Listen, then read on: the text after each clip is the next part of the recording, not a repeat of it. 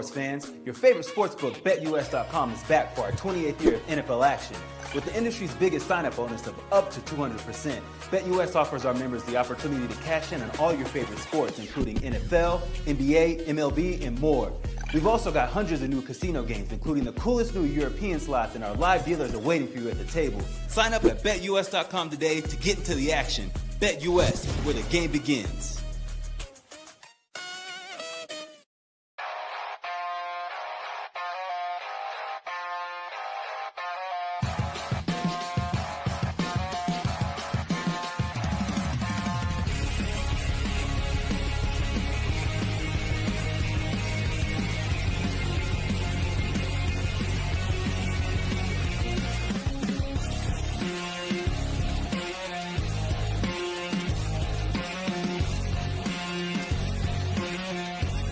And now, broadcasting live from Las Vegas, the Snake Sports Talk Show with Jake Silva starts now.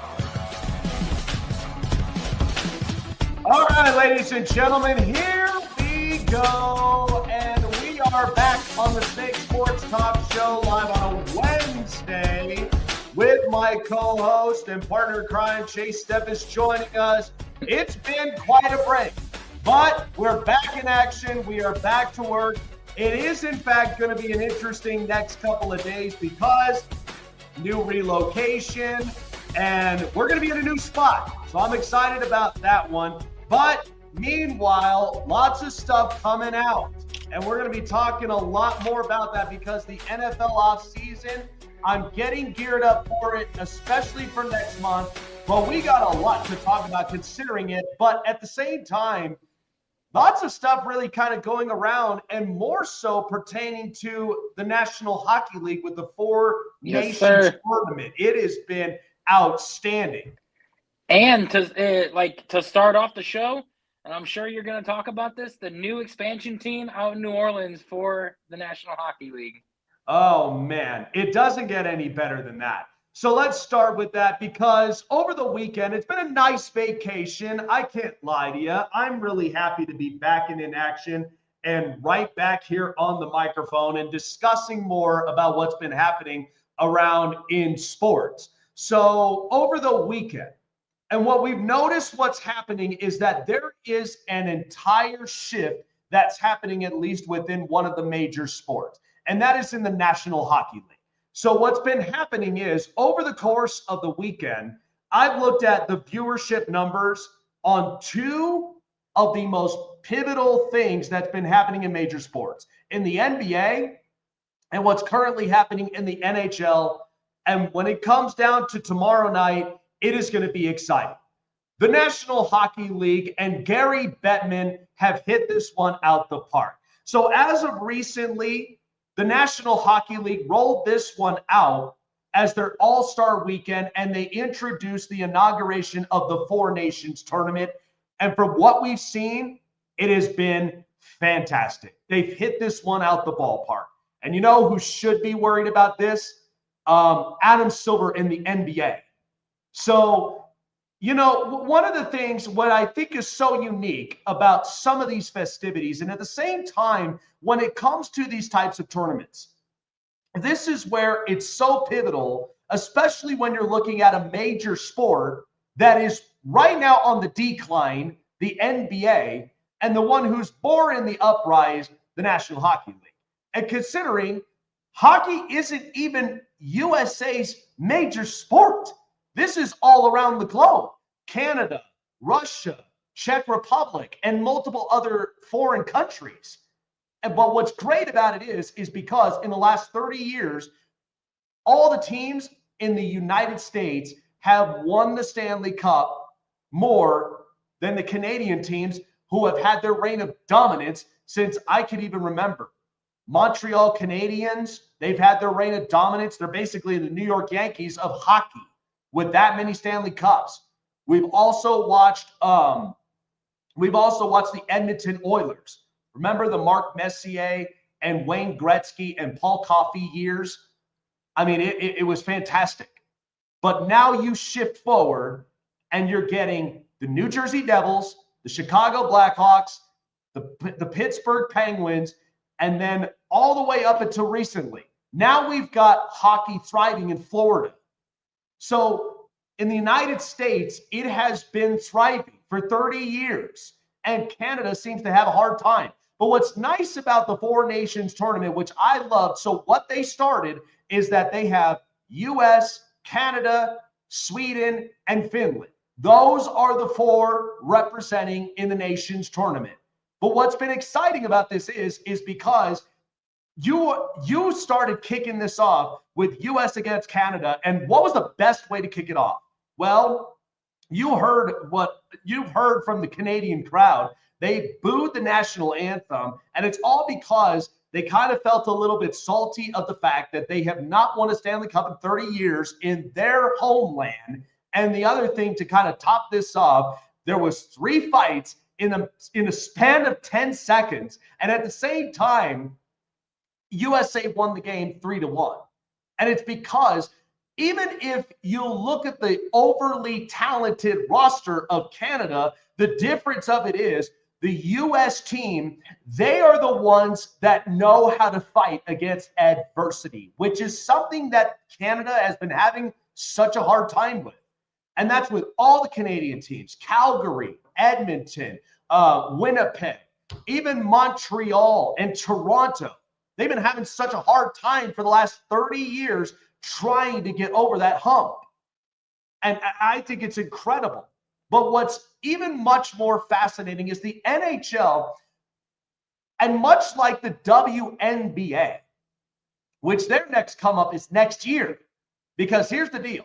What we got in the WNBA was we got a preview of what the products look like out of college basketball on the women's side. Because we got Caitlin Clark, we got Cameron Brink, we got Angel Reese, we got Camila Cardoso. We got so many really good talents coming out of college basketball on the women's side. And what's also best about this, what they missed on the opportunity, and they're going to make it up, is Caitlin Clark wasn't even put on the Olympic roster this year. I understand why, and I understand the whole pride as far as the women on the roster who has had a lengthier timeline. But once Caitlin Clark is on that Olympic roster, do you know how many endorsement deals and viewerships and marketing is going to go through the roof because she's on the roster? It's going to go three times bigger. And the other thing is, do you know where the All-Star game is going to be held? On her home turf in Indiana. And that's the perfect way to do it. In the NHL, what you're seeing right now is that the viewership over the weekend, the Four Nations tournament had more viewership than, I hate to say this, the NBA All-Star weekend. Why is that? Because nobody cares about the NBA All-Star weekend game. It's a snooze fest. It's not even fun to watch. Last year, when I first moved out here into Denver, I was watching the game. I literally am like, great. They put up 200 points. There's no defense. There's no care in the world. It just seemed like we're just running up the score with no defense. There's nothing to play for. And that's the problem. Whereas in the NHL, what they hit out in the park with the Four Nations tournament is that there's bragging rights of who arguably is dominating the sport as of today. And tomorrow, you're going to find that out.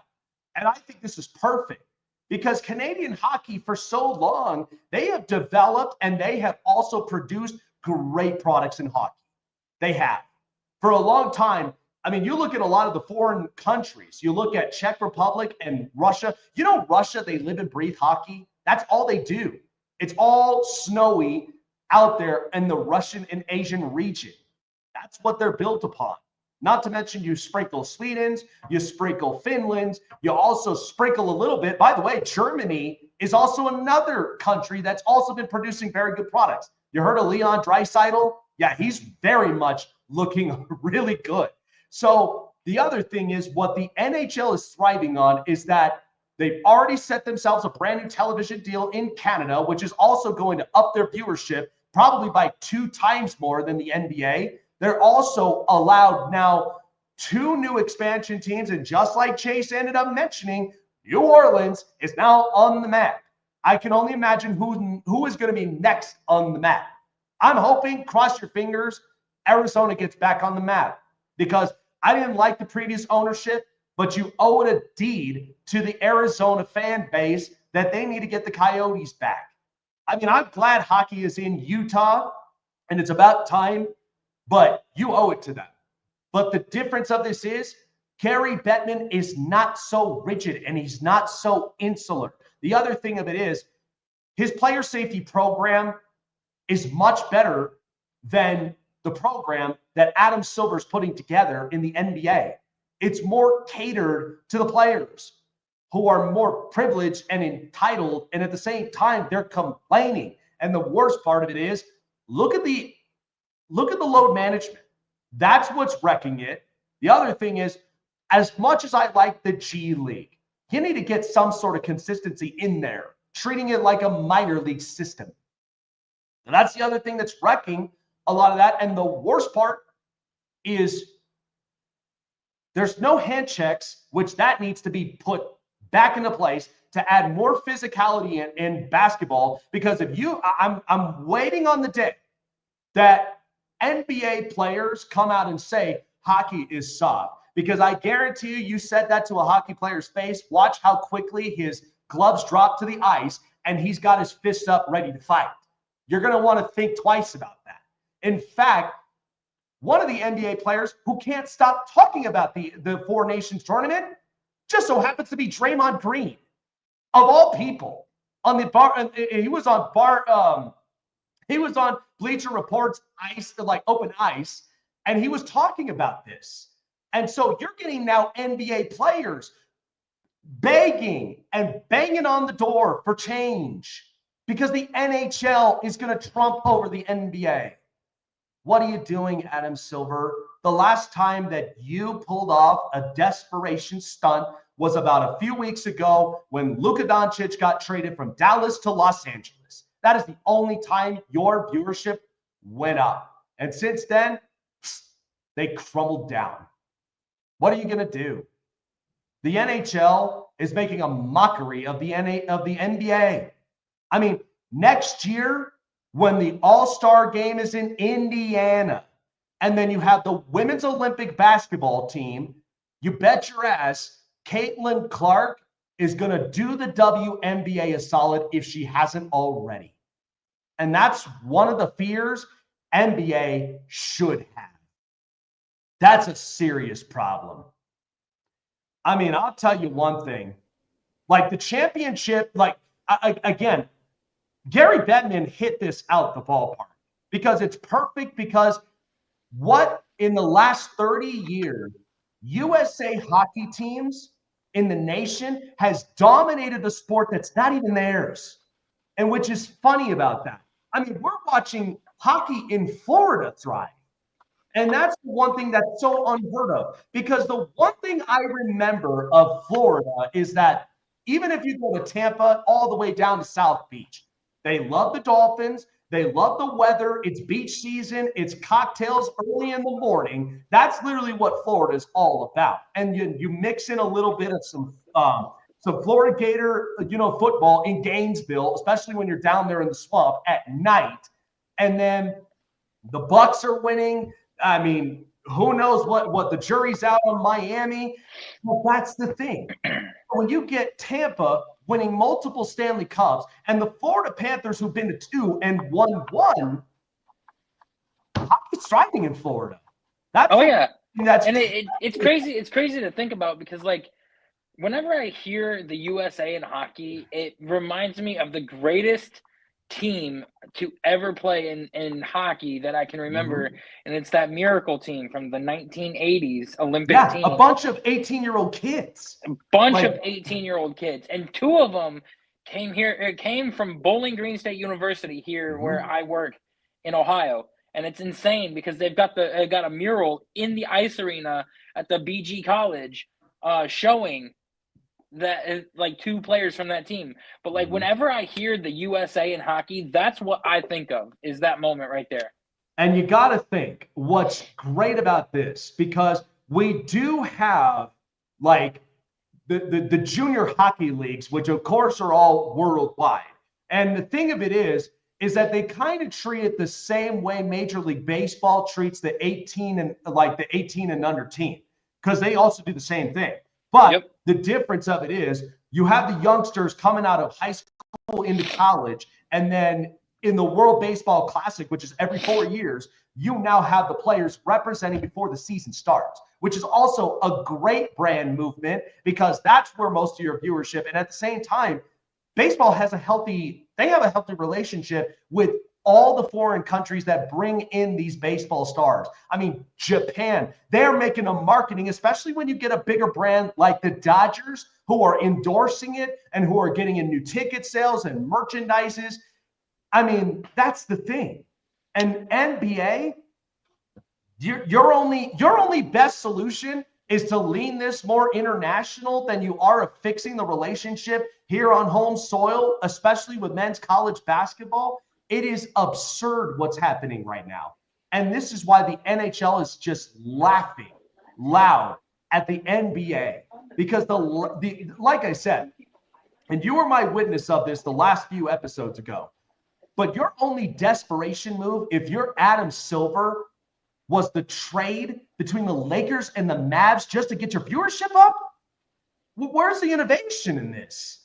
That's why I think, the NHL, they're going to thrive on it because new TV deal, new expansion teams, not to mention the salaries is going to start to go up. And it's a perfect prime time for a lot of these hockey players, because do you know how much equipment costs these days, especially with goalies? It's insanity. Well, that and the fact that they go through like 5 or 6 sticks per game and everything because of the ones that get broken, and the amount of pucks that they lose going into the stands. There's a lot that they got to look forward to. Now, the one thing I find crazy is the fact that you have 4 or 3 professional sports franchises in New Orleans. Yeah. And the only one that they are missing is baseball. And it's crazy because I'm just like, dang, you could have an expansion team in baseball. And I know Rob Manfred's been wanting 2 more expansion teams. Mm-hmm. You've got New Orleans as a place. Orlando, they've been thinking about putting one in Orlando. Mm-hmm. They've been also thinking about bringing back Montreal. They've been talking about putting one, another one over in the state of Washington. Mm-hmm. To go along with Seattle. So there's many opportunities that you can think of, but man, how cool would it be to have another, sports franchise there and have baseball be a part of that, major franchise that they've been looking at. It's cool. Well, and you got to think, and a lot of this talk was around Nashville, Tennessee, because because their only 2 big sports markets is the Predators and the Titans. And the other thing is, if you drive up to Knoxville, it's all college town right there when you go up out there to watching a Tennessee football game. And not to mention, too, even Tennessee's basketball team, both men's and women's, they're very competitive. And so it's like you bring in baseball, which it makes a lot of sense because you're also close neighbors to Louisville Slugger in Kentucky, so it makes a lot of sense.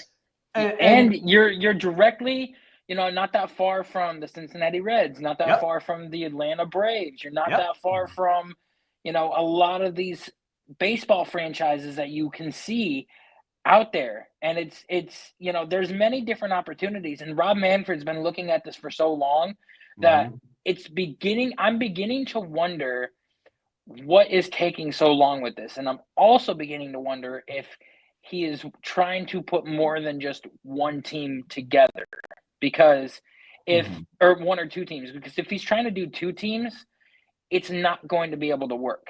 It really isn't. and that could be, because if you look at the construction, because you think about it, when they realigned the Houston Astros from the National League to the American League, which is what they were years ago, when they realigned it, it now evened the playing field, because you got to think the Central had an extra team. Why would they need it? And the West, they only had 4 teams. So when you put the Astros in the AL West, and now kind of even everything out. It's an even playing field. So maybe that's part of the reason. But I think the other thing of it is because they're probably trying to collect more viewership because they know streaming services is doing them a favor. The other thing is rules and regulations have gotten better. Now, again, that golden at bat rule I think is silly. I don't even want to entertain that. But still, the clock management, accuracy and balls and strikes, especially with the robot that they're going to end up putting out there. And then the other thing, I mean, regular season play with the ghost runner at second to wrap up these games to kind of get it faster so I could go to bed at a reasonable time during the week is one of those things that's making Major League Baseball up its numbers. And well, now you can't overrun second base either. You can't. Nope. And you can't, or they're eliminating the shift too. So. And this is the thing. I don't understand the whole shit, because the shift thing was meant to be more competitive. That's what it was supposed to be about. Because a lot of these dead pull left-handed hitters, because you know that majority of the time, perfect example, Joey Gallo. My biggest thing is open up the left side of the field. Don't just rely on the right field dead pull because, yeah, you can hit home runs, but then look at your trajectory because you're batting almost consistency 170 every year because of this. So it's like you need to open up your mind a little bit. That's why you watch the Juan Sotos. You watch the Robinson Canoes. You watch the Bryce Harpers. I mean, they're not so insular. But when you get somebody like Joey Gallo, it's like it's hard for me to feel bad for you when it comes to that. I wouldn't even eliminate that whole thing with the shift because it's making it more competitive to now shoot the other side. That's all you really have to do. And then you got a guy like Jose Ramirez who can bat from the left or right side. That's right. It's just you've got so many switch hitters nowadays that having the shift helps out. But no, you can't. Yeah, you can't have any infielder go to the top of the outfield grass at the infield there, and you are also not allowed to bring in an extra outfielder to play at the top of the grass either. So they are basically eliminating the shift and making it much more difficult, but also much more competitive for scoring wise, because now you're basically getting rid of it, and you're basically, now you got to go rely on your skills instead of relying more on defensive play. So it's just very, very tricky. But I think that what's taken Rob Manfred so long is he's trying to figure out how he can add more than just 2 expansion teams and create another, probably trying to add 4 or 5 and create another division in baseball and figure out how to align the teams properly. So. Yeah, and that is a possibility. I mean, if you were to get this thing like the NFL that has 4 divisions in each conference, I mean, I would love that. I would love that entertaining thought. But of course, it's going to come down to the regions because it's obviously got to account to travel time, the time zones, and and a lot of those things do go into factors. But then again, do you also expand the baseball schedule too from 182 games to 200 and something? Because now you're factoring in an extra team or extra 5 teams with a whole nother division, more interleague play, or you're probably going to have less in division play than what you do, because normally you have an 8 to 9 or 10 games for each divisional opponent. You may only have 3 or 4 per year if you're going to do that. So it's going to be interesting to see how he's going to do it. I think they would probably still work to lessen the amount of games because 162 is still a very long season. My only thing is, and like I said, if you got rid of the 62 and however that you're going to put this together, 50-50 or 60-40, my biggest thing is that I want to be at a point to where the All-Star weekend is it's at a perfect prime time during the summer, because that's where people end up tuning into that a lot. Home run derby festivities, skills challenges, and then of course you got the All-Star game. Then you go into the stretches to where now the division games matter more, because that's where It's your seed. It's obviously your seed standing going into the postseason. And then at the same time, home field advantages is another thing. That's another thing that also comes into play. So I think they're doing a really, really good job shifting into this. But yes, it's probably going to take more time because they don't want to overly rush this. They want to be able to roll this out properly and consistently, and it makes a lot of sense. So and again, I think, as much as we knock on Rob Manfred in the past, and even when you got Gary Bettman, they both are on the uprise, and you're watching Adam Silver literally be on the decline, and it's embarrassing. And MLB's getting more viewership than the NBA. And then you look at hockey. This has been, and I know that this is obviously a sports town in Colorado, but during the time, like during the tenure, especially with the Colorado Avalanche going on, this has been the talk of the town in the last few days. It has been all over. I've been speaking. I did not go a single day without somebody talking about the Four Nations. Like, they're not even talking about the NBA at all. And not only if you have a lot of diehard Denver Nuggets fans out there, there are more people tuning into the Four Nations than they are of just the NBA. Because they live together in harmony. It's true. And at the same time, nothing changed because the Fire Nation didn't attack. But the thing is like the product is better. That's what disappoints me about the NBA. But we got a lot more to talk about. Coming up next, you all, and when I mean you all, you the fans, and even the people that I have come across, you have harped for the last 2 weeks about what do we do with Jalen Hurts. Well, here's what I've got for you. I have my top 10 that I will break down, and Chase would then share with me his. But I've done a lot of research with this, and I have been in so many different, off the record arguments with people when it came to in the last 2 weeks. I'm really surprised my brain hasn't caved in, because this was way too much already in 2 weeks after Super Bowl. Like, it has been a lot. And we're going to get to that here in just a second. And not to mention, what's the deal in Los Angeles between the Rams and Matthew Stafford? That we will get into coming up next.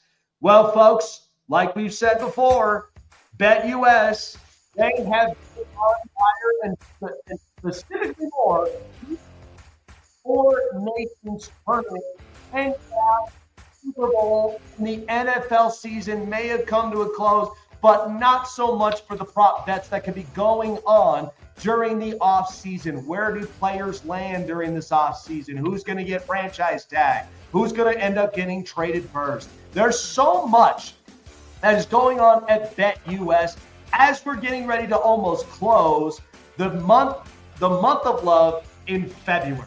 And we're getting ready for the madness of March. So you don't want to miss out on what BetUS has in store for you. With their award-winning sports book for over 30 years, not to mention their best-in-class prop bets and contests that are going on every single day of the week. And not to mention, when you sign up, you also get your very own account managers who steer you into the pathway of greatness when it comes to sports bets on your next contest. Now, all the best in class is why BetUS is the most trustworthy sportsbook and daily prop betting for your next game.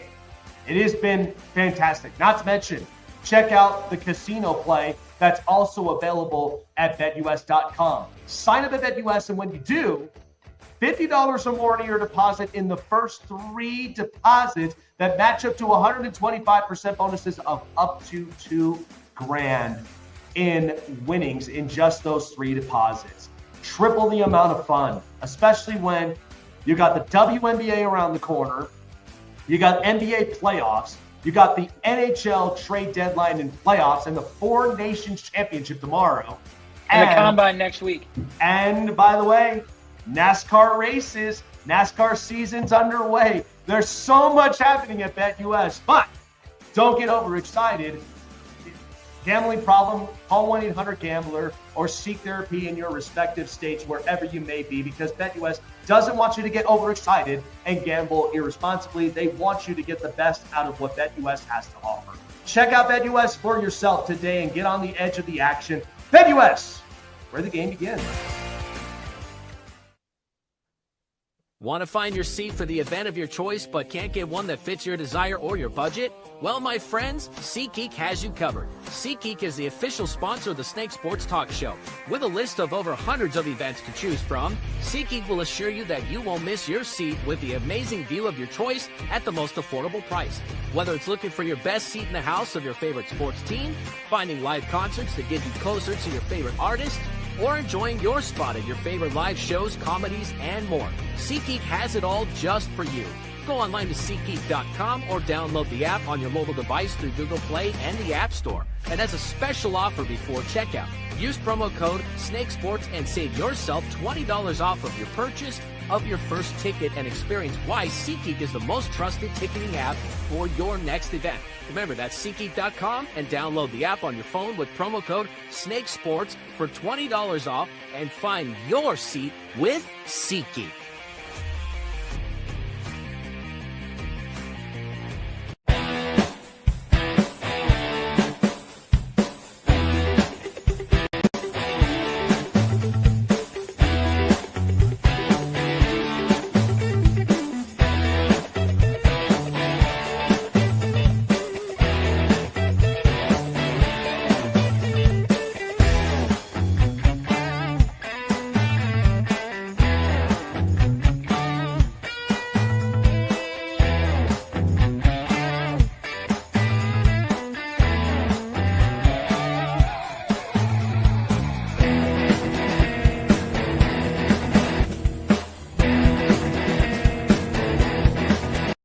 Snake Sports Talk Show is sponsored by Muscle Tech, with hundreds of supplements and vitamins to choose from, all packed with 100% all-natural proven ingredients.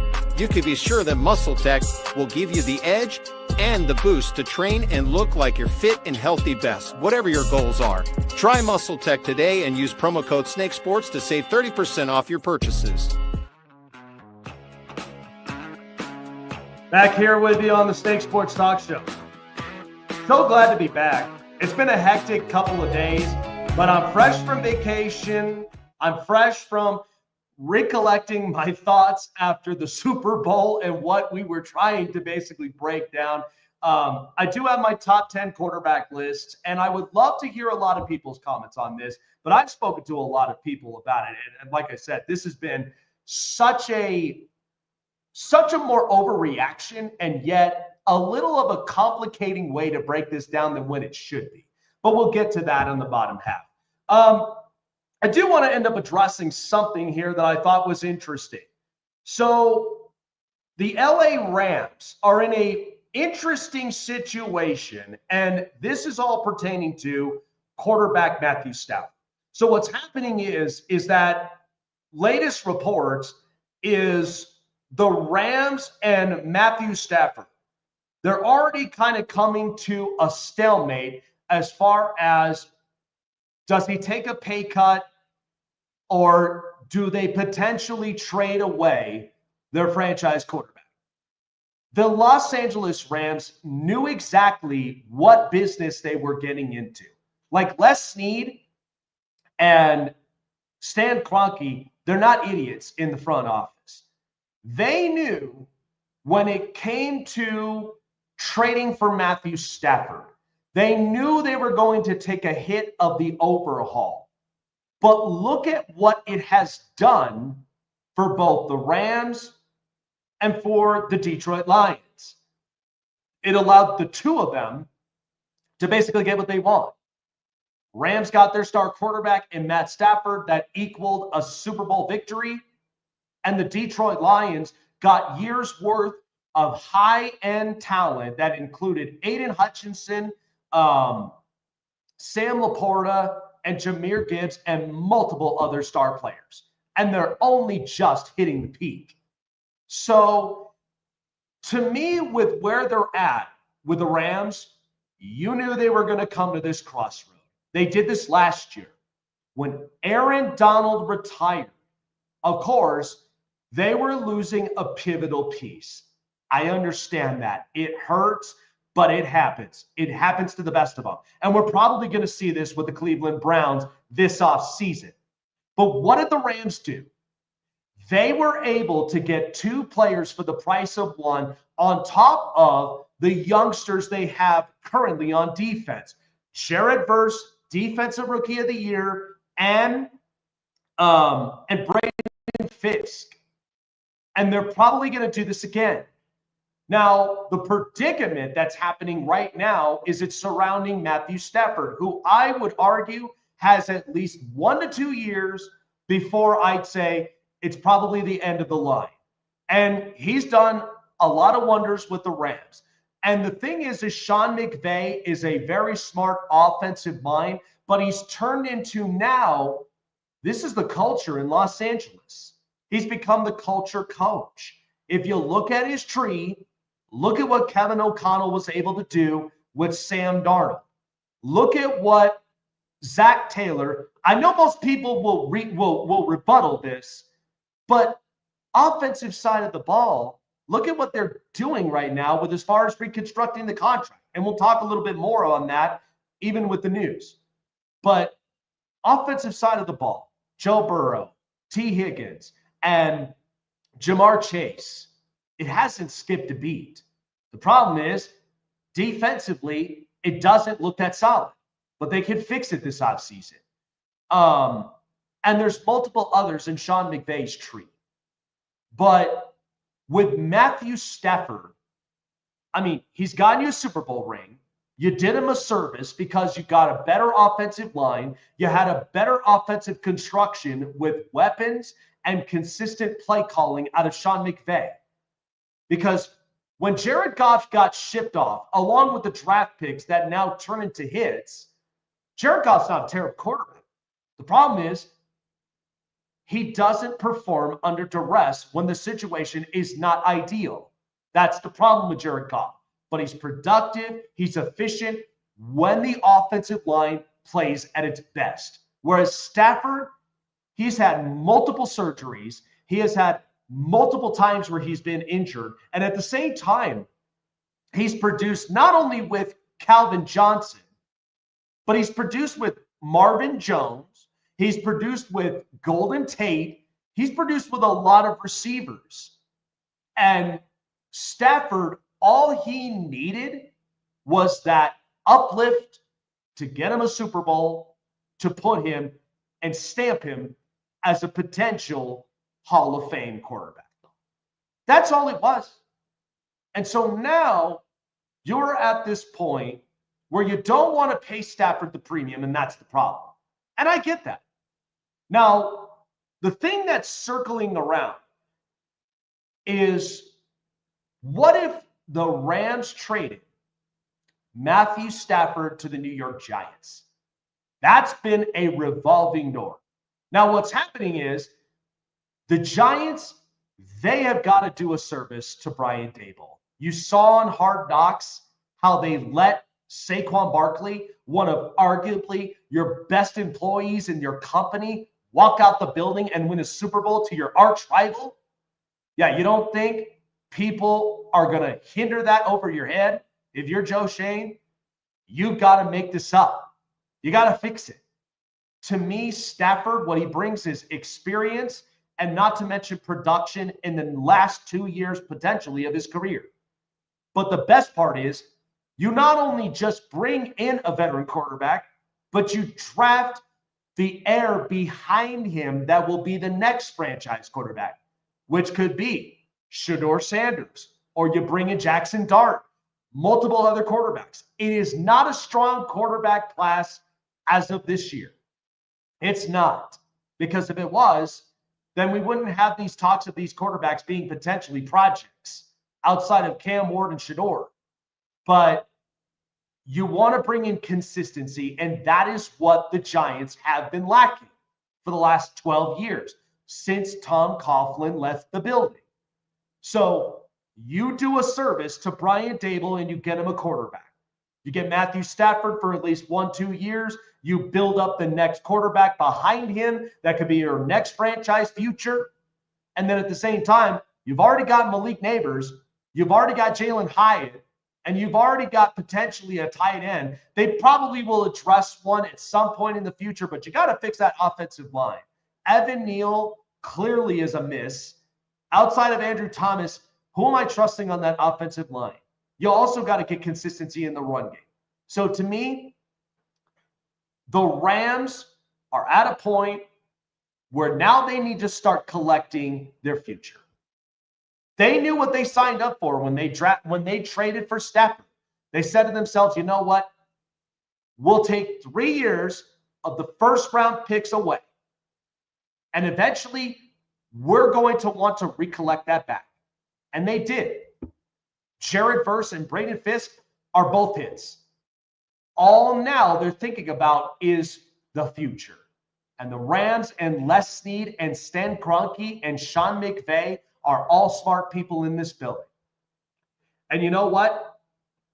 They do that, the Rams will still be a problem in the NFC amongst the Eagles, the Commanders, and multiple other teams in the NFC for years to come. Chasing the news. This is the Hot Press. I mean, the Rams themselves knew they were going to come to this crossroad. And you know what? You got to give them credit for it. They got a Super Bowl in it. It was kind of the favor they were trying to do with Tim Stoll. Because what this did is it now stamped him even further as a Hall of Fame candidate. Now he's got a Super Bowl on his belt.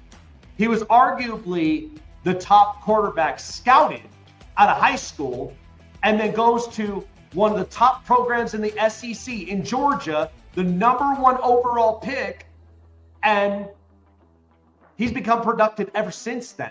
Yes, yeah. Detroit was not the most favorable landing spot, but he made the best out of it until it was time for him to have his moment. And he's about 2,000 yards away from passing Dan Marino and Matt Ryan all time for yards in the league, and bump up to number 7. Right now he's at 10. He'll bump up to number 7 in the league for the most pass yards. And if he can get 4,000 yards this year, he'll bump up to number 6. Yeah. So he'll easily be a Hall of Famer once he is eligible for it. First ballot, I don't know. But he's definitely going to be a Hall of Famer because of the stats that he's been able to put up. You know what's funny is he has an opposite upbringing of Drew Brees, if this makes sense. Because remember, Drew Brees started his career in San Diego for a short amount of time and then built a culture in New Orleans that equaled a Super Bowl championship. And it also allowed him to where he ended up getting a lot of the best offensive players. When you look at Marquise Colston, Jimmy Graham, Michael Thomas, and multiple others, it allowed them to now start to build upon that. But now they're kind of coming into a crashing burn moment because no Sean Payton and no Drew Brees. But with Stafford, what's funny of it is he spent his longevity worth in Detroit that this time around, his now short resume with the Rams overlaps the longevity that he spent in Detroit, because there's a Super Bowl title, there's more passing efficiency, and he's also passed for more touchdowns since he's been with the Rams than what he has in his entire career with the Detroit Lions, which is a crazy thing. I think he's almost at that 400 touchdown marker and everything, which is pretty nice. That's but right, into the news, we're gonna start off with the WNBA, because with how popular it's becoming and how much more widely known a lot of these players are, because people are getting more invested in it and more interested in it than what they are in the NBA.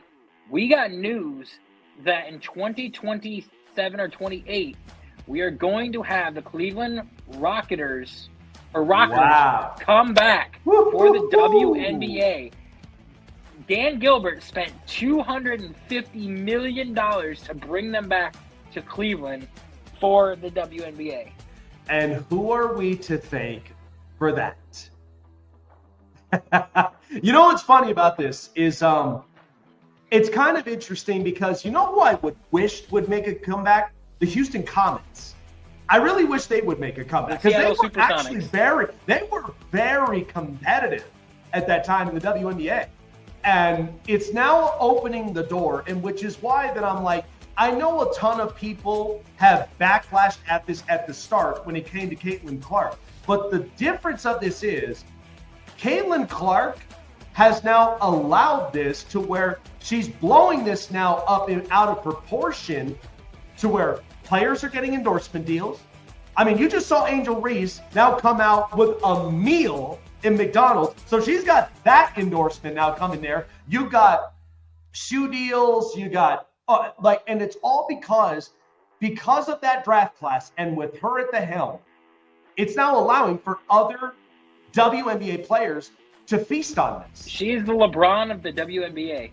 Oh my God. She's starting to become the Jordan of the WNBA because of the endorsement. She is. And like the fact that Cleveland is bringing back the Cleveland Rockers of their old name and everything, and the old logo, everything is coming back for the WNBA for that team and that franchise. And it's going to be the games are going to be played at Quicken Loans Arena as well. I guarantee you in the next 5 years, okay, between the NBA and the WNBA, who are you going to name out more? I'm thinking WNBA players. Yeah, because I don't know a damn thing about some of these NBA players. Like, and that's a problem. They lean more towards the international, which, to be honest with you, what are these international players really doing than the domestic ones? They're not out there with their endorsement deals. They're out there just living the life. Because you got to think, they have a different upbringing on foreign soil than they do if you were born in the States. Because the States, we have everything. You got commercial deals, you got endorsement deals. You're on the public view at almost 24/7. Whereas, I mean, look at Jokic. You really think Jokic enjoys being on the public's eye all the time? I watch his interviews all the time. It doesn't look that enjoyable. I can hardly even understand what he's saying because of the broken English. So it's like, yeah. Yeah, it's crazy insane. But now we're going to transition into the baseball side of things. The pitchers and catchers reported last week. Now we've got a lot of the other players reporting this week and everything. And you've got a lot of baseball news. But one in particular is the Boston Red Sox and the drama that is going on with them. They signed Alex Bregman to a 3 or 4 year deal this offseason. And they want him to play third base. That's where he's, become an all-star at. That's where he's gotten gold gloves at. And, the Red Sox have been very, very, lackluster at the third base position defensively. So now they asked Rafael Devers to swap to DH, and he said, no, I play third base. I refuse to move, and it's causing a lot of drama and controversy because the Red Sox have, I think, a top 3 MLB prospect in the minors right now that they are looking to move up to play that second base position, and now they got nowhere to put him. You know who I feel bad for? And I watched that interview. I feel bad for the translator for Rafael Devers. He's like the middleman stuck because he's trying to answer with what Rafael Devers literally put him in that position. He didn't ask for it, but he's been put in that position. Here's the thing. I'm siding with the Boston Red Sox with this because, and you know what's funny is I go back to the NFL, is what if we learned about this Super Bowl? Yes, you can have high-powered offense. Yes, you can have the most talented franchise quarterback in the league. But what did Philadelphia remind us? When you have an overpowered, talented defense, it's hard to score points. Whereas in baseball, I know everybody's fixated on offense. And the other thing of it is, too, pitching has also become solid because everybody's trying to hit for the home run ball. But the other part of it is, look at some of the top 10 defensive teams in Major League Baseball. The ones who don't allow a bunch of errors, who have the best percentage of defensive runs saved. So what's crazy about this is Cleveland's top 5. Yeah. And so what's crazy about this is Rafael Devers, I looked at this up. You know where his defensive runs saved is at? -25. It's bad. And you know what happens when you have a defensive run saved category at negative?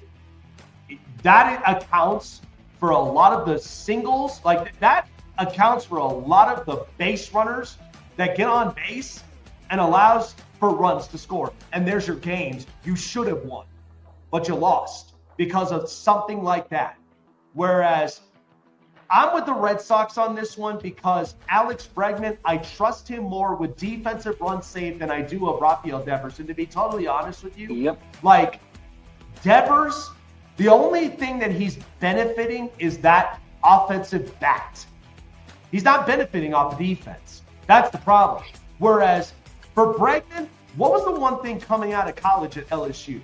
He was very well performed defensively. And as far as the bat, it was going to take him some time until he finally found his consistency, and he has. I mean, he's the kind that I'm getting 25 plus home runs a year, and he's somebody that is at least shutting down the amount of runs given up because of one single position.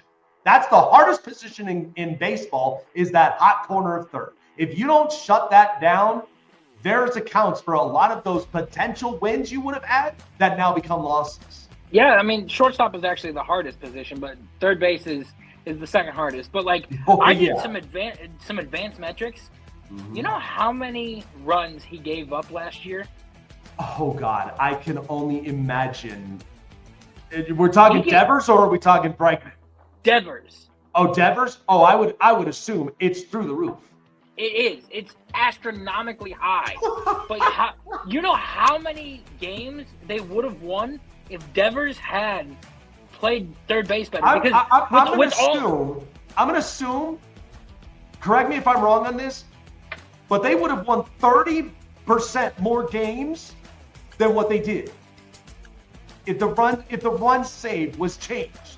So Devers, his errors that he made at third base caused at least a minimum of 2 extra runs per game that he played, that those errors occurred with. God. And then with the runs that he gave up because of that, or the advancement in the bases, and being able to hit them in, the Red Sox would have won 15 more games had they had a better third baseman defensively. Because with all of the mistakes that he made, whether it's dropping the ball, whether it's skipping over it, whether it's overthrows, whether it's like not fielding it correctly, all those things that go in the advancement of the runners on the base and where it puts them at, for the next player to hit them in, 15 wins is what that accounted for. Oh my God! And this is a team that missed the postseason by how many games? 7. Could you? Oh wow! I can't even. This is why 7 or 8 games is what they missed the postseason by. But what's so funny about this is because, and I like what the Red Sox are doing now offensively. I'm still in the air with their pitching, but offensively they're getting better because you're getting some important bats back from injury, because Trevor Story, the jury is kind of still out on him, whether or not that he will be a pivotal piece in this roster. But Tristan Casas, Duran Duran, like, you got talent on that roster. It may not be the talent that you once had when you had Mookie Betts before you shipped him off to the Dodgers.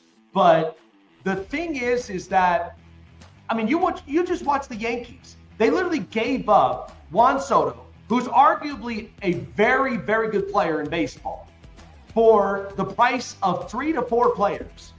And they're loading up because they know they just got into the World Series and they want to get back into it and maybe potentially win it. But the Red Sox, they want to be a team that's going to piss a lot of teams off. And I could see that happening. And now, the thing is, when you add that now third base in Alex Bregman, watch how different the defensive runs saved now become W's because of that. Yep. And don't be shocked if they bench Devers or releases his butt because he is not, playing ball correctly. I think you would probably have him sit out the lineup as a reminder and to really kind of set the tone in the organization that, look, we're going in this direction. You either want to be a part of this or you're out. And listen, I don't want to take him out too heavily because I know offensively he does account for those runs batted in that he has. Because, offensively, he's a star hitter. But you got to think about the benefit for the organization first than that. Because you missed out on 15 games that could have been W's. Imagine what that would have been like, and you only missed the postseason by 7 games. That point, you would have been the last place team in the wild card. Yeah, because I think that they were the third team out of the wild card. If they won those 7 games, I think they would have barely made the wild card by either half a game or by close. 1 game. They were so close. Let's transition into the last little bit of news that we've got, and we've got the combine around the corner next week. Actually, the 24th through the 2nd of May, and we actually have a lot of videos going around with Cam Ward and Shedeur Sanders. Oh, yeah. How spicy is that? The 2 top quarterback prospects in the league and where they're going. And a lot of speculation around Super Bowl time was Shedeur going to Cleveland. That was his first visit. That is going to be his first visit at the combine as well. And not to mention, there's a video that just surfaced recently saying that the only team that he plays in Madden is Cleveland because he likes the way that they run things. So what I am hearing is Deion Sanders also met with Cleveland and the front office and the ownership and everything when they went on a video call with Shedeur. And it sounds like Deion is giving the approval for Cleveland to draft him if they want him. Well, and this is the thing, and you and I both spoke upon this because this was a hot topic depending on what kind of power and say that Deion Sanders truthfully has. And I told you this. If you're a parent, and I understand you want the best future for your kids, but sometimes us as parents, we need to take a step back and reevaluate we want the best for our kids, but if I taught them well enough to blaze their own trail, to set their path, let them.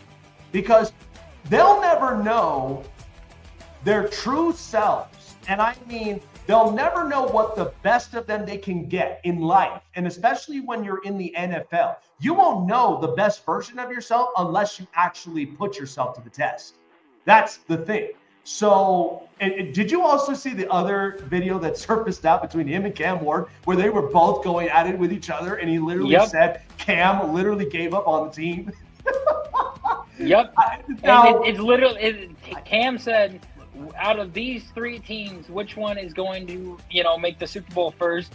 And he's just like, whichever one has Cam Ward. And then Cam also came out and said, I will remember which team does not draft me. And just remember, I got to play you guys every other year. So now I will tell you this. I mean, and you know me, I'm all about the trash talk. That's just me personally. I love it because entertainment purposes, it's fun. But here's the only thing. I only limit it to the amount to where it doesn't get out of control. Because we've seen this with so many NFL players where they chirp and sometimes it gets a little bit out of hand. But that in particular, I mean, you kind of see the rivalry a little bit between Cam and Shedeur because that's the reason why was their draft stock. That's why the two of them, they played in the bowl game. Now, I would argue Cam Ward had more of a better upbringing than Shedeur because you watched with what BYU did to them in the bowl game, and that was ugly. That was ugly. Whereas Cam Ward, I mean, he spent the amount, and I know that the part that they're looking at him is they thought he gave up on the team. The problem of it is that like with the NIL deal and with all of this stuff, it's catering to the point to where the player doesn't even have to play in the bowl game. I told you about this. It's optional if the player really wants to play in the bowl or not. Now, because everybody already has a piece of footage and film on them that they don't even need anymore. They're like, we're good here. We know what we're getting. It's, can he land in the spot that teams are going to draft him?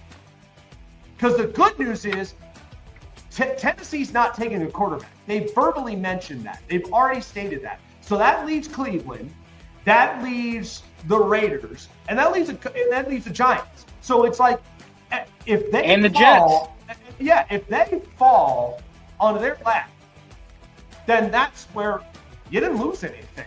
But watch a couple teams be competitive if these guys are truthfully the real deal.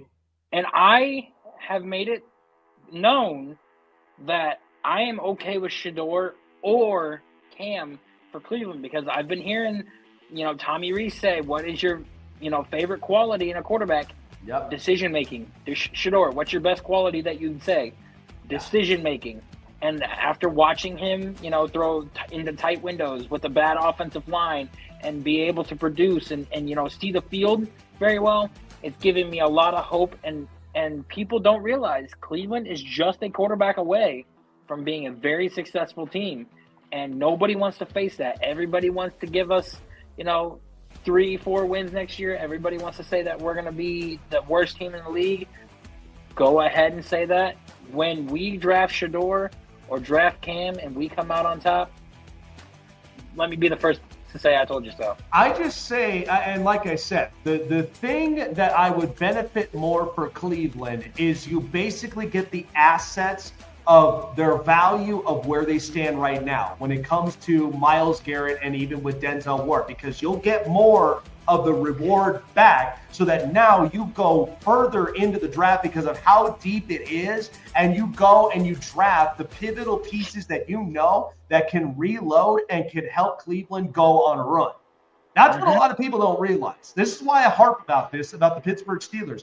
I know they love TJ Watt, but look at the offensive side of the ball. The offensive line is not that strong, and what's happening is I feel like because Najee Harris and Jaylen Warren are both free agents, but I have a feeling that Jaylen Warren, they'll probably bring him back before Najee because I think they've already declined the fifth-year option, and they don't plan to bring him back. That's what it sounds like to me. So they're probably going to end up drafting a running back, but in order to do so, you need the capital, which is why I'm like, why are we being so defensive of this about the TJ Watt deal? I'm telling you, I'm so hated in Pittsburgh, but I'm telling you, you gotta see through the lenses of what that potentially looks like with one pivotal player.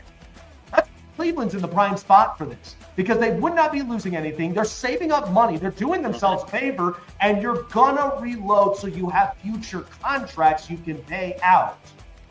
Like, it should not be rocket science for any of this. Nope. All right, Chase with the news. This is the Hot Press. You guys have been pulling my strings now for 2 weeks talking about Jake. Where do we put Jalen Hurts now after the Super Bowl? Because a lot of people, the problem that I'm having right now, which has, I'm kind of lucky that my brain hasn't turned to mush for the last 2 weeks because I've been hearing every single outside voice, and it has been so surprising and daunting to me the way that the public is literally viewing a lot of these quarterbacks. It is spoiler alert, he's not in my top 10. So, okay. So you now have already came out and stated about Jalen Hurts. So here's what I got on my top 10. So be prepared for what I have in store. Are we going based off of this year, or are we going based off of overall? So I'm going a bit based off of overall in the now. That's where I'm going at. So here's what's interesting about this. Music, please. So, all right. So let's start off at number 1. This is my top 10. So here's what I'm breaking down at number 1. I don't care what it is. Like, I don't care about this at all. Like, okay, he's looked bad this year. I don't care about that. The standard still stands on Patrick Mahomes at number 1 because his ceiling is the Super Bowl and the floor is the AFC Championship. He has been to 7 straight AFC championships since he's been in the league, and he's already won 3 Super Bowls to this point.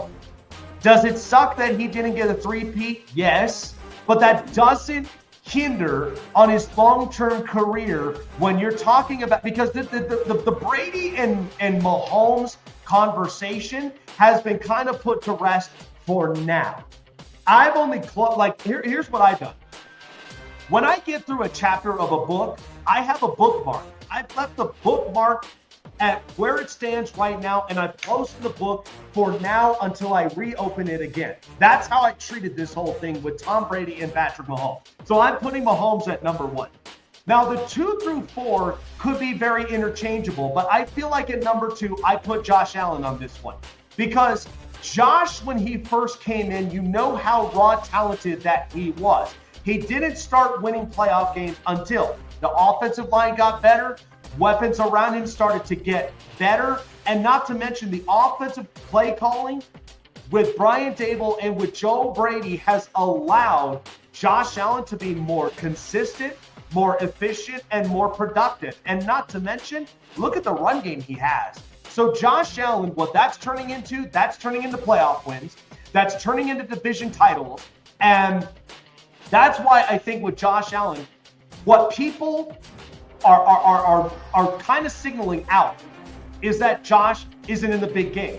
He will get there, much like the other 2 quarterbacks I have listed. Because number 3, I'm putting Joe Burrow.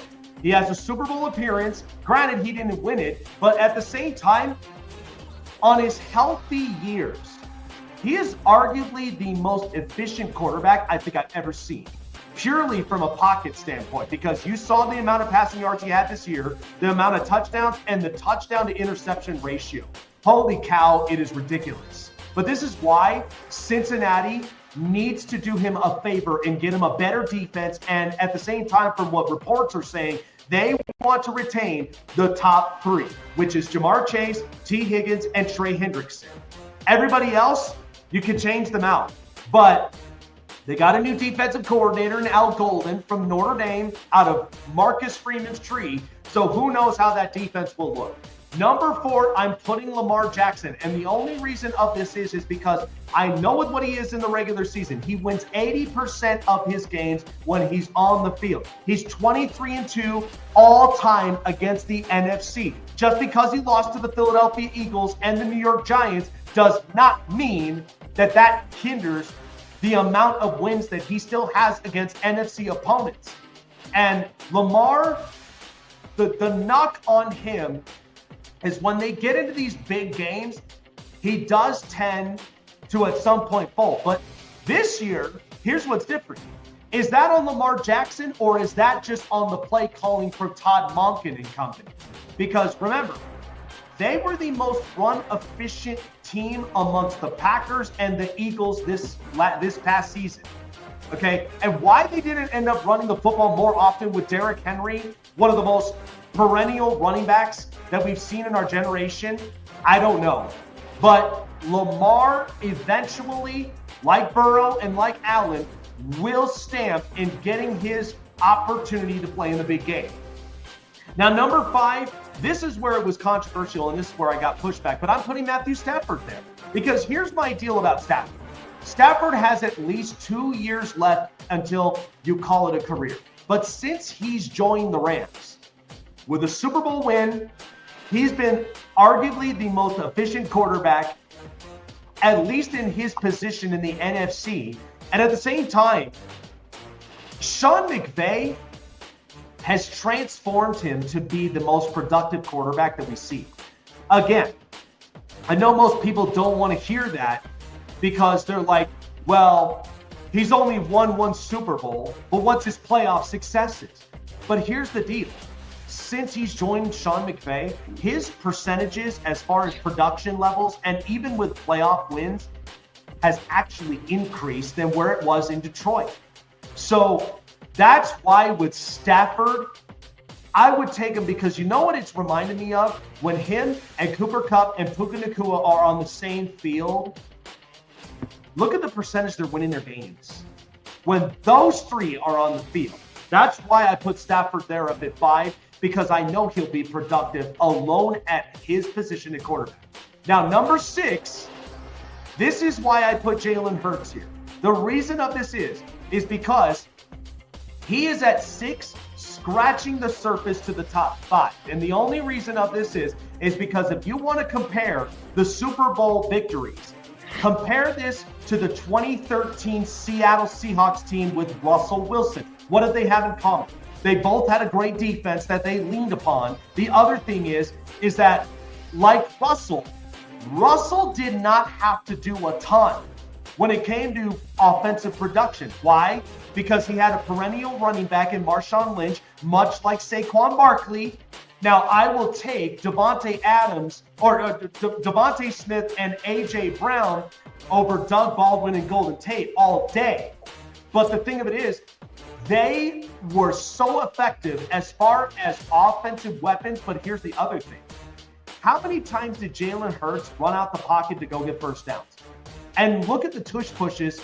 I know people still harp on it should be banned, but why? So you're saying he won because of a super team. That's basically what you're saying. So I'm not saying that in particular. Now, he does have very effective pieces around him. But the difference is that with Jalen Hurts, unlike Brock Purdy in this predicament, this is why Brock is not on my top 10. And the only reason of this is because I've watched Brock with a super team and I've watched Brock with about nearly an average or above average roster. When those pieces are taken away out of this equation and he's just a quarterback. And I've seen the difference.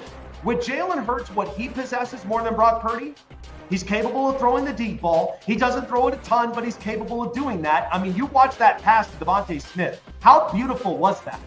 The other thing is you're picking and choosing a few plays here, though. Like but I know the physical gifts he has. One of the things that I'm looking at is like he's got a super team. Look at all of the times that he has not had this top-notch defense or this spectacular offense with one of the best running back in the league. I did. And now you're looking at a Jalen Hurts that can't even make it out of the first round of the playoffs and getting bounced by the Bucs because he's not a quarterback that you can rely on to carry you to that threshold. But you know what I have watched? Because here's the thing. When you say that, I watched Jalen Hurts in 21 when they started at 2-5 and they ended up finishing at least with 9 to 10 wins. And yes, they may have lost that first round to Brady and the Bucs, but the only difference of it was they did not have the talent stature as they do now. I know that that's a difference maker, but that's the point. I watched the leadership because think about it. They started 2-5. They thought this was a failure of a project because they also looked at Nick Sirianni at the same time. They didn't take him seriously that first year. But after the Flowers comment, they went on a tear. And I felt like it's because somewhere in there it clicked. It doesn't click to like the team of the 22 and the 24, but it clicked enough to where they went on a run and they made a playoff appearance. I mean, I get it, but like you see the teams, like look at Mahomes. He won the Super Bowl last year with Mecole Hardman, Juju Smith-Schuster, and Sky Moore. Josh Allen won an MVP with Khalil Shakir and Dalton Kincaid. Lamar Jackson won an MVP with Miles Boykin and Marquise Hollywood Brown and everything. And like, what do all of these guys have in common? They have been able to take a terrible, crappy roster and still make it very far and get into the playoffs, get to the AFC Championship, get to the Super Bowl, win the Super Bowl. Jalen Hurts has a super team and has a high-powered defense and offense, and that's what it took for him to win the Super Bowl and what it took for him to, make it very far. If it wasn't for that, Jalen Hurts is not one of those guys that can go in with a Sky Moore and a Mecole Hardman, or with a Khalil Shakir and a Dalton Kincaid, or with a Miles Boykin and Marquise Brown and go win an MVP or go win some playoff games or go do this. He is not that guy. But you also got to remember, and this is the sample size too, and this is why if you're Josh Allen and you're Joe Burrow and you're Lamar Jackson, you have got to win at some point in the next 3 years. Because here's the thing. The break that Jalen Hurts is getting is the NFC is wide open.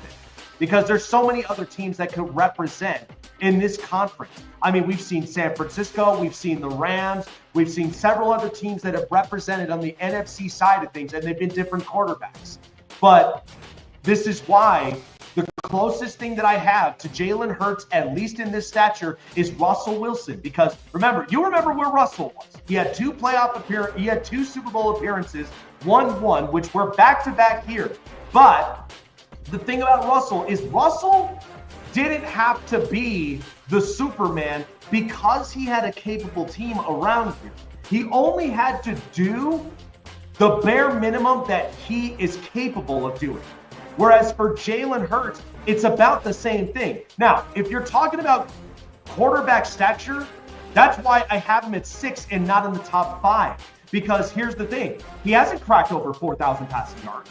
He hasn't hit over 30 passing touchdowns because a lot of this is because he's a dual threat quarterback. But he doesn't have to put on the Superman cape like Burrow, like Allen, like Lamar, like Pat Mahomes. He doesn't have to do that because all of this is accounting by the health of the franchise between the front office, the coach, and of course, the talent around him that makes Jalen Hurts who he is. But never forget, there is room to say that Jalen Hurts, through his progressions, does possess the physical capabilities more than what Brock Purdy does. You've heard me say this all the time. Brock Purdy's nothing but a mobile Jimmy Garoppolo. I'm sorry to have to bust a few bubbles of San Francisco fans, but that's the truth.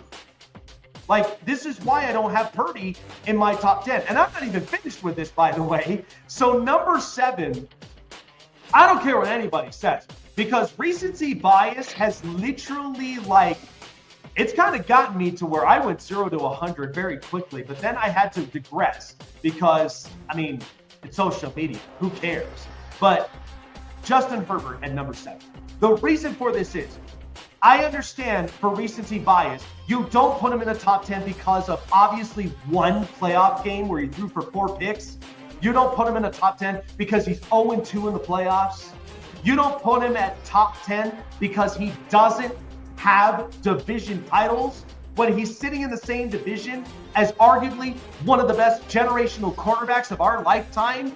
I get it, but let's also not disrespect the fact that Justin Herbert, since his rookie season, has been arguably the most consistent, the most efficient quarterback, even when he has to deal with chaos around him. He's had 4 coordinators in 5 years. He's now at his 3rd head coach in 5 years, who, by the way, Jim Harbaugh is now starting to turn up the upside, and which is why the wins will start to come. Why do you think this offseason is so important for the Chargers to nail? Because they know if the floor is 11-6 with that talent last year, imagine what the team's ceiling is after free agency in the draft. I'm serious, because that's what happens when you have a quality culture coach in Jim Harbaugh, and he's going to develop that to where those losses now become W's, and you're building a strong culture to where maybe there's an appearance there, and we will look at Justin Herbert completely different. I'm going to stand on the hill on this. When Justin Herbert wins his first playoff game, watch how many people become crickets, because you all hated this man for no apparent reason, just because of one game, just because of his playoff record, and just because of the amount of chaos that he's had to deal with in this organization. Number 8, I'm putting Jared Goff in this one. And the only reason of this is because Rookie season, Jared Goff, oh, that was terrible. But when Sean McVay came into the picture for the Rams, he turned Jared Goff into arguably the most efficient quarterback, at least from a standalone pocket present quarterback. Because remember, he does not run a ton, but he does get mobile when he needs to open up space. The thing about the Stafford and the Goff trade is that Goff, his situations have to nearly be perfect in order for him to be efficient, whereas for Stafford, that doesn't matter. He's been in both horrible and he's been in best situations. So for Goff, the upside of him is, and I think the best thing that happened is you built a talented offensive line in front of him in Detroit. You got a healthy run game with David Montgomery and Jahmyr Gibbs. And Amon-Ra St. Brown, he's a top 5 receiver right now. Like, those are some of the positive upsides that when you look at Jared Goff, he looks like a very productive quarterback. Number 9, and people will probably push back on this, but I'm going with Dak Prescott. Here's my thing about this. I've seen both sides of Dak Prescott. I've seen Dak Prescott when he has a healthy run game and an offensive line, and he is arguably the most efficient quarterback that we've seen in the NFC and even in the NFL. Like, if you put together that number, he's almost putting nearly Joe Montana numbers. And I get it against, sub 500 teams. Eventually, he's going to have to fix up those above 500 records, but he is so efficient with that, with 12-5 seasons. But you notice the difference. He's not throwing over 50 times a game when he has a healthy run game. When he throws for over 50, look at what happens to the Cowboys. They dismantle. So Dak does serve an importance to the Dallas Cowboys to an extent. Would I pay him over $60 million a year? No, but he serves why the consistency for Dallas is so important when you have Dak there, but you need to give him a run game. You need to give him an offensive line. And for God's sakes, can you give him a number 2, please? Like, I love the connection with CeeDee Lamb, but if you ain't got a healthy number 2 next to him, it makes it so difficult for the Dallas Cowboys to get over the top. And finally, at number 10, I'm putting Baker Mayfield there because I've watched Baker in Cleveland go from a toxic organization of what it once was at the time to where he got a playoff appearance. He got a playoff win with Cleveland, which was so important. And the other thing is that I've seen the efficiency because I watched the efficiency before Freddie Kitchens came into the picture, because once he got in, it was a drop-off. And everybody felt like it was all Baker at that point, which clearly it's not. Cleveland and the Haslams made a terrible decision by making Freddie Kitchens the head coach. Once you gave him Kevin Stefanski, the confidence went up. Offense started to become a little bit more efficient, so you were gaining that back, but then they ran him out of town. He gets accounted for when he goes to Carolina after that toxic mishap between him and even with Sam Darnold. But then when he goes to Tampa, boy, do you love this version of Baker in Tampa. Winning playoff games, much more efficient, especially when you've got arguably a first ballot Hall of Famer in Mike Evans. Like, this is the best version of Baker Mayfield I think I've ever seen now. And say what you will, Chase could attest to this, but I felt like if Cleveland did the best service for Baker Mayfield at the right moments, Baker probably would have never left Cleveland. And they would have never been in this predicament with Deshaun Watson and this whole thing to where now they got to find the next franchise quarterback. But it happens. The only thing that I could say for this is at least Baker is getting the best version of himself in an organization with not a ton of expectation in Tampa. And he goes out and he just goes and plays quarterback. We'll see if the next OC can step up and do well too. So yeah, like I said, people have been harping on me for 2 weeks. This is the best I can come up with. And look, if you want to interject, I'm all for it. I don't care either way. But I just feel like because of the amount of homework I spent on 2 weeks trying to prepare for this and trying to break this down as best as possible so people can understand. Because look, I'm going to get a lot of pushback from 49er fans. But you know what? I've got stat film, okay, from Brock Purdy in 2024 and Jimmy Garoppolo in 2021. They are both nearly identical. But Do you also not got to tell realize me- that Brock didn't have a healthy Ayuk, a healthy CMC, a healthy Debo, and everything. And But here's the thing. You put him at top 10 so fast until you watched him without those weapons, and you guys just changed your thought process immediately. That's what I'm saying. When I looked at Jalen Hurts, okay, here's my argument for this, because I don't want to go too far into depth because, again, I'm trying to save my brain some rest after 2 weeks. But the thing about Jalen Hurts is I watched a sample size in 2020, and you saw what that roster looked like when he was in the back half of the season. Like, he was scratching the surface to where they were going to obviously move off of Carson Wentz because Carson was very reckless in his position at quarterback. So there was going to be a shift in quarterback. They already felt it coming. But you saw that talent build. They were having to deal with J.J. Arcega-Whiteside. They were having to deal with Jalen Reagor. They were having to deal with a lot of these no-name Alshon Jeffrey, receivers. though. Yeah, and so at that point, you had to make this right by getting Devontae Smith. And he was one person, right? So you go get that receiver out of Alabama in 2021. And like I said, they started the season in 2-5. It didn't look good. People were already starting to scrutinize Nick Sirianni because, one, he butchered his interview when he first got the job. He was not prepared for that interview. And I know a lot of people, like, you look at Liam Cohen, and the only thing about it is, as cringeworthy as it is, I just hope he transforms Trevor Lawrence.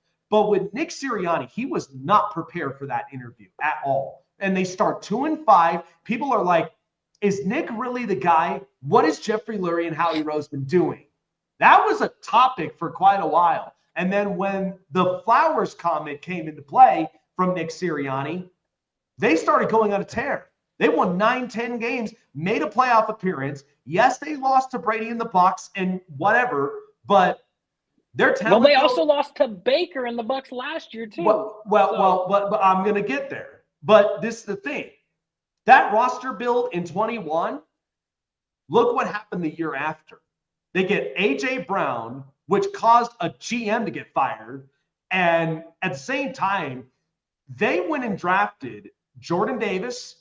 Okay, they get him, and they knew because there was a shift between him and with Fletcher Cox. The other thing is you had Avonte Maddox, you had James Bradbury, you had Darius Slay. You had a defense that was capable of going on a tear to get to the Super Bowl. That 22 year, because look how efficient that offense was. And yes, part of that is because you had Steichen and Gannon, their coordinators that really made a lot of it happen. But when you watch that Super Bowl between the Chiefs and the Eagles would have won that Super Bowl for a few reasons. Had Jalen Hurts not fumbled the ball, had they not been in that situation to where that kind of turned a lot of the turn of events, that was a competitive Super Bowl. And by the way, Jalen, because of the trail from Kansas City, you remember that. Kansas City was leading that game. What did Jalen Hurts do in 3 plays? He answered right back. That's why part of it is Jalen has the capabilities as far as his leadership, his pocket awareness, and understanding the talent around him was the biggest pivotal part. Now, they may have lost by 3, but remember, that defense gave up a crap ton of points. That was not the kind of superior defense than what this 24 defense looked like. Now, 23, they went on a 10-1 tear. And remember, they felt like they were on cloud 9. And then, yes, the drop-off. That made Jalen Hurts look bad. But it made the whole Philadelphia Eagles team look bad because Brian Johnson was not the right coordinator. Sean Desai was a disappointment. And then they go into Matt Patricia, and it made everything worse. And then you saw with how they literally were vulnerable by the time Baker and company came in and beat the Eagles. But they did not pin their face on the floor for too long. Because in 24, what did they do? You had Jalen Carter, but then you go and get Cooper DeJean and Quinyon Mitchell. Look at how the shift of talented defense, and this is all accounting for Jeffrey Lurie and how he runs. That's why with Jalen Hurts, the problem people seem to have, because this, again, I'm not knocking anybody for whether you do have Jalen Hurts at top 5 or whatever, like I get it, or you don't have him in your top 10, and I get that too. But a lot of this is because people perceive Jalen Hurts differently. But like I told everybody, the closest thing you can put this to in Jalen Hurts right now is about the same build as Russell Wilson had. Russell had 2 Super Bowl appearances. Won one of them, should have won the second, but we all know the controversial call. But what happened to Russell during the stretch with Seattle? Yes, he's been to a few playoff games. Yes, he's come away with playoff wins. But notice how Russell's confidence goes up when he's got a defense. That's why Pete Carroll, when people realized that, it was not all on Russell. And you found that out very quickly by the time you left Denver, and Denver stunk it because, one, their head coach was terrible. And at the same time, Pete Carroll just got Geno Smith to the playoffs. So with Jalen Hurts, he has the physical capabilities better than Brock Purdy, which is why Brock, I've mentioned this before, he's a mobile version of Jimmy Garoppolo because, one, he's accurate. He distributes the football. Yes, he accounts for the offensive structure that Kyle Shanahan puts together. But I'm telling you, I'm not lying to you. When I watched that video of one of my good friends who runs a podcast here, when he put Brock Purdy's 24 campaign next to Jimmy Garoppolo's 21 campaign, your jaw will drop. It is nearly identical to each other.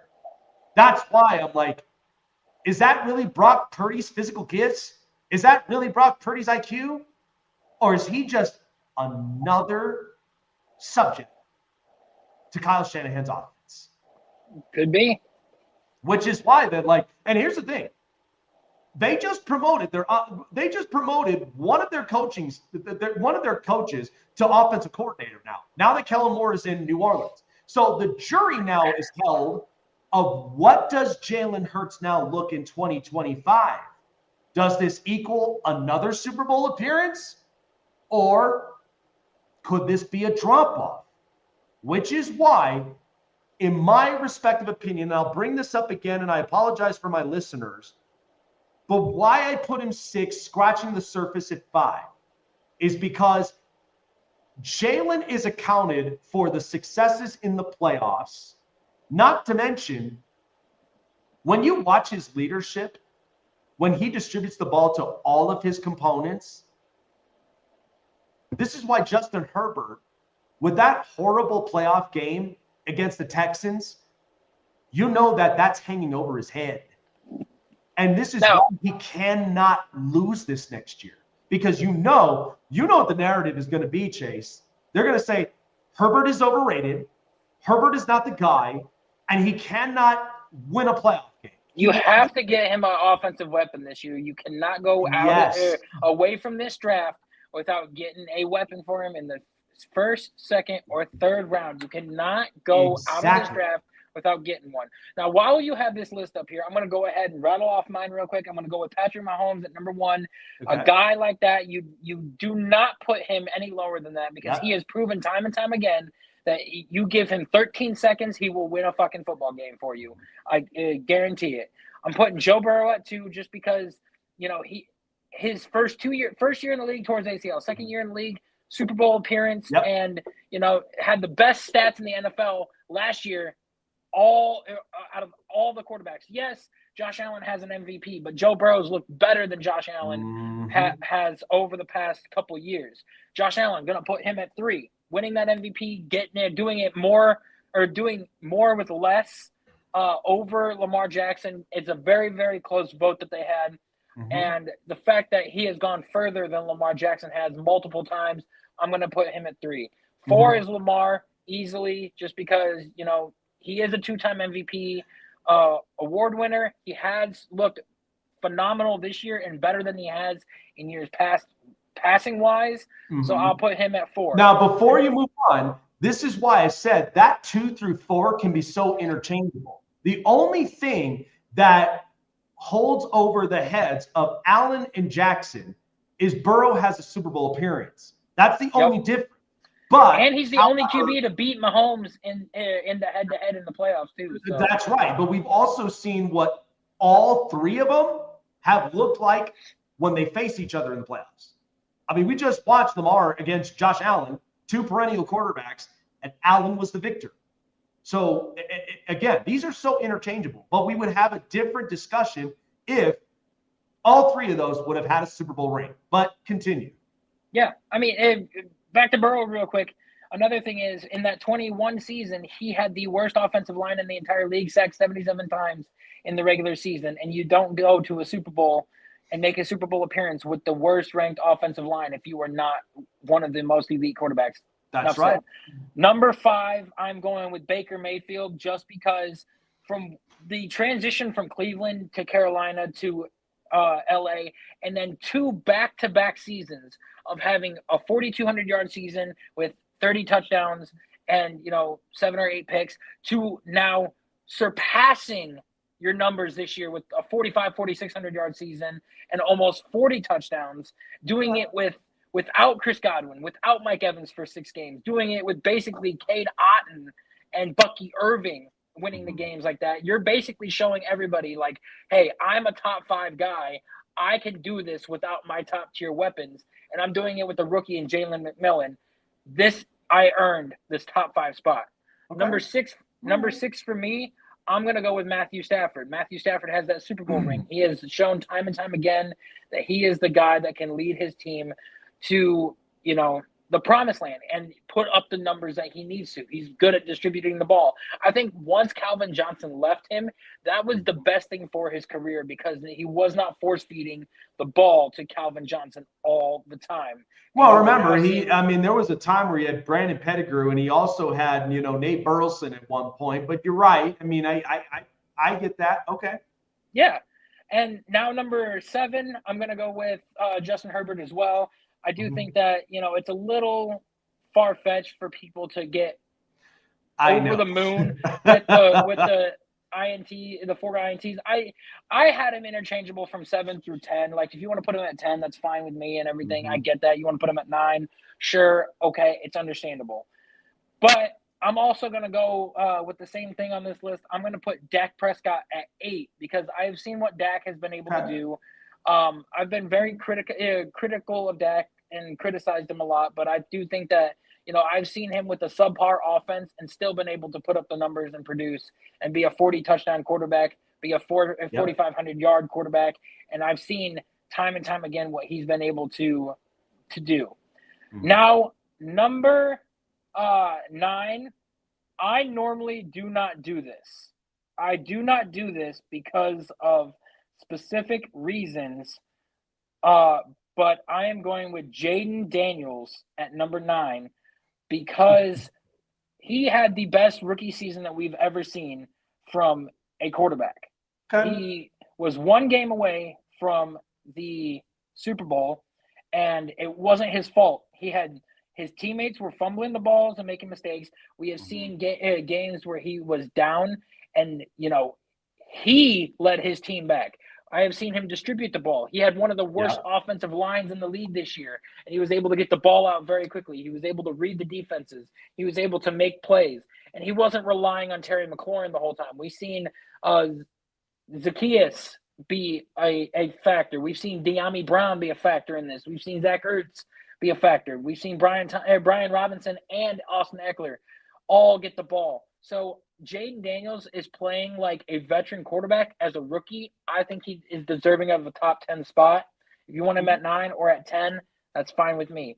And then rounding out my number 10 spot, it's a guy that is different from this list that, you know, a lot of people normally would not have, but that is Jordan Love. Jordan Love hits that 10 spot for me. Oh wow. Just because just because I've been able to see what he's been doing ever since he's taken over that full-time starting role with Aaron Rodgers. That first, 8 games of the season that he took over, everybody's just like, oh, it's subpar. He doesn't look very good, not looking like a franchise quarterback. And then the last half of the season just dominates. 4,300-yard season, 36 touchdowns and everything. And you're doing this with not a true number one weapon. You're spreading the ball out between Jaden Reed, Romeo Doubs, Christian Watson, and then you go to the NFC Championship and lose to a Brock Purdy-led Niners team with a phenomenal defense that you have like that. And, if the Packers had their weapons this year, or, you have a better secondary because Jair Alexander didn't play because he was injured, we might be seeing a different story being played with the Eagles being bounced in the first round of the playoffs this year rather than winning. And there goes Jalen Hurts out of my top 10 because, again, for me, I'm not going to put a quarterback in there that is on a super team that we have seen time and time again where he has not had to face the adversity that the others have and been able to come out on top. I'm not going to put Trent Dilfer in the top 10 quarterback conversation because he had one of the better defenses of his. Trent Dilfer had the similar upbringing as Brad Johnson. I'm not going to do that. I'm not going to take quarterbacks like that who were on, phenomenal defensive teams and were on super teams defensively to make them a top 10 QB. Jalen Hurts, I'm not saying he's Trent Dilfer, but what I'm saying is you have the best running back in the league in Saquon Barkley. You have arguably the best secondary in the league with Quinyon Mitchell and Cooper DeJean and Darius Slay. And then you've got one of the better defensive lines with Jordan Davis, Jalen Carter, Nolan Smith, Barnett. You've got a top 5 offensive line in the entire league with Lane Johnson, Mekhi Becton, Miners as your freaking center and everything that took over for Jason Kelsey. And not to mention Cam Jurgens. Cam Jurgens. And then you have one of the better play callers in the league in Kellen Moore. I am not going to put this Jalen Hurts as a top 10 QB until I can see him win without A.J. Brown, without Devontae Smith, without a top 5 offensive line, without amazing defense and stuff the way that he has. When he can do that, he'll be in my top 10 easily. Well, here's the one thing. I'm 3/4 with you because at least we both agree Brock Purdy would not be smelling in the top 10 because we saw with what he is now. We can both agree that when it comes to because the difference that we have is I understand why you would put Jaden Daniels, and I get that. As far as for this year, I get it.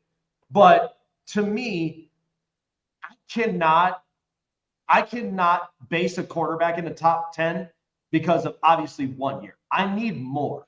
And that's the only reason. Now, if you want to take him out and put golf in there, I'm okay with putting golf. Well, yeah, and the only thing is it's no knock to Jaden Daniels, but the thing of it is that he's on the positive upbringing. So if you gave me, 3 more years of this, absolutely we will see him in the top 10. But as of right now, I only have a rookie sample size. So I'm going to put that aside because, again, at least we agree that is kind of the thing because it's 1 year. It's hard for me to really try to do that. Now, the only thing is, like I said, the closest thing that you could put Jalen Hurts in is Russell Wilson. That's the closest thing that you could put it at. Because if you think about it, Dan Quinn is widely respected as a very good defensive-minded coach. I mean, you saw what Dallas's defense looked like. You also saw what the Legion of Boom looked like in Seattle. Whereas Vic Fangio is also in the same category because I've watched Vic Fangio with Chicago, and that defense was scary as hell. And then I've also seen with this year's Eagles. And I've always said to people was The first 4 weeks looks rough at first because it sounds like it's like a Chinese puzzle. But once they get going, that defense is hard to slow down. That defense is insufferable. It is highly talented. And it's another one that they're fast, they're physical, and they know how to piss a lot of opposing offenses off. They know how to do that. So when I looked at this with the Kellen Moore hiring, right, my point with this, the most important piece that I think matters to the Philadelphia Eagles is Vic Fangio than Kellen Moore, in my opinion.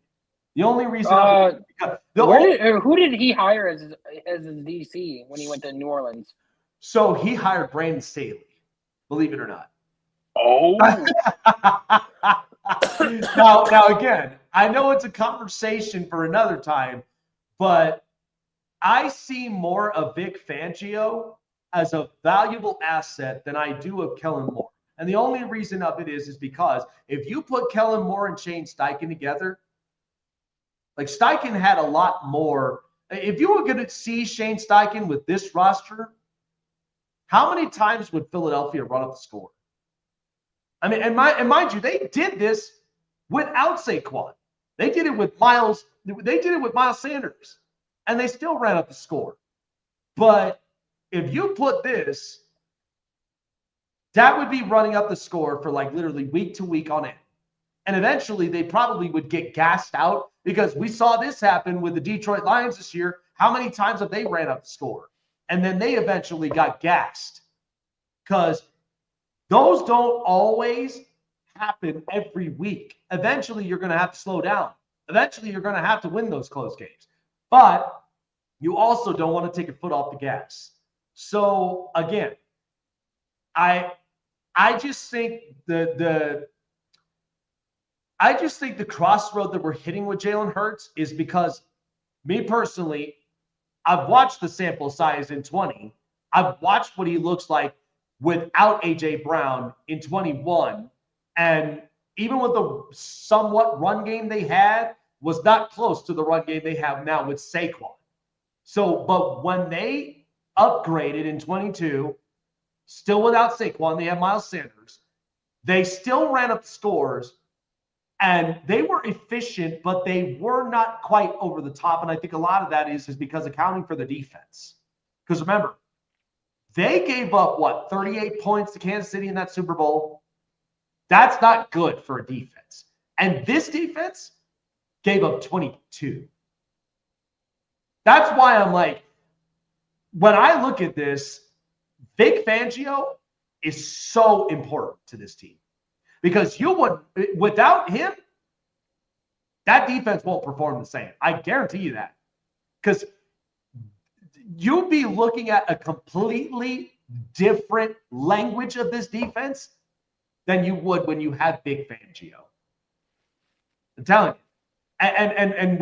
And like I said, your opinion is your opinion, much like everybody else's. But I tried to at least break this as evenly balanced and unbiased as possible. Because listen, if we travel to Philadelphia, I'm sorry, man, but you're gonna get a lot of crap for not having Jalen Hurts at least consider. I mean, they can say all they want, but like you know what they're probably gonna do? You know what they're probably gonna do? If we go to a Philly joint, okay, if we literally go and get a Philly cheesesteak, how much you want to bet somebody's gonna spend in your cheesesteak? I mean, oh yeah, I'm not eating any food if I go to Philly because I'm telling you, like you're talking about the craziest fan base in the NFL. You're talking about a person that shot a gun. No doubt whatsoever, they are very passionate. Yes. They shot a gun in the crowd, and in the middle of a giant crowd, and nobody even ran. Like, not to mention, they love climbing light poles. That's why the authorities always grease them. And then at the same time, I've watched them wreck those bus stop benches. At least the roofing. Yeah, so I don't care what a Philly fan has to say to me. I don't care if they present me with like, oh, well, look at what he did here. Oh, yeah? Well, look at what Peyton Manning did here. Well, but that's the thing is, and it all comes down to, and we only got a minute of this, but it comes down to, and I cannot stress this enough, but the difference, and you've heard me harp this now for the last few days, but the difference between the AFC and the NFC, and correct me if I'm wrong, but the AFC is so quarterback top heavy, whereas in the NFC, they're focused on strictly roster builds. That's both offense and defense. They don't have a talented quarterback. Now, the outlier could be Jaden Daniels because we've seen a sample of what he looks like. He could potentially run the tables in the NFC for the next 10 years, but that's hypothetical. I don't have a crystal ball, but that's what I'm predicting. I mean, I like with everything that's going a lot better, like depending on what Kevin O'Connell can do with JJ, if he gets him back on track or gets him looking well, and then if Ben Johnson Caleb can get Caleb to look, at like the guy. And what happens if Cam Ward ends up coming into the NFC? If he goes to the Giants and everything, then you're going to start seeing 4 good quarterbacks in that division rather than 3. Yeah. So, and the thing is that as it stands right now in the NFC, the top 5 quarterbacks that you would know right off the bat in the NFC, Jaden Daniels is one of them, Jalen Hurts, Matthew Stafford, Dak. I'd say Dak, and then Jordan. Brock Purdy.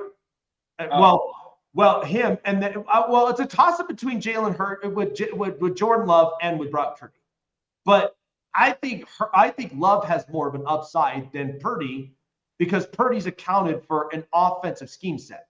Whereas for Jordan Love, the problem this year was he showed more gunslinger, and that's why his touchdown interception ratio. I feel like he also wasn't healthy enough too. I feel like he had. Well, that comes into effect.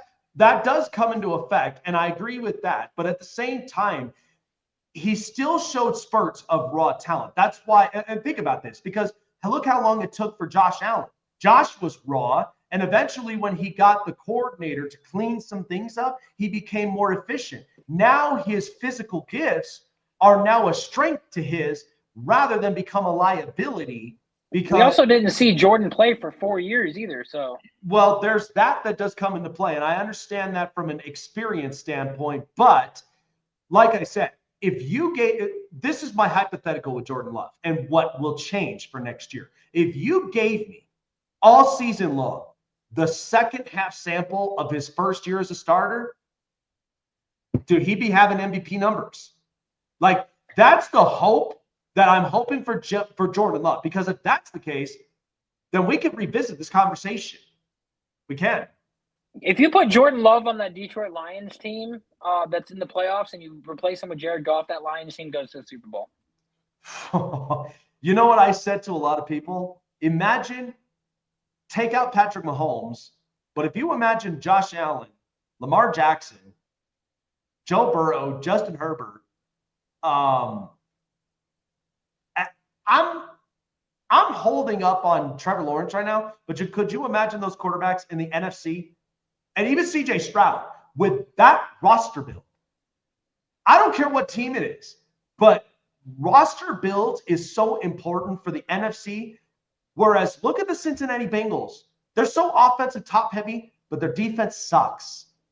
The Chargers, their floor literally was the talent around them. Okay? And they had to change a culture.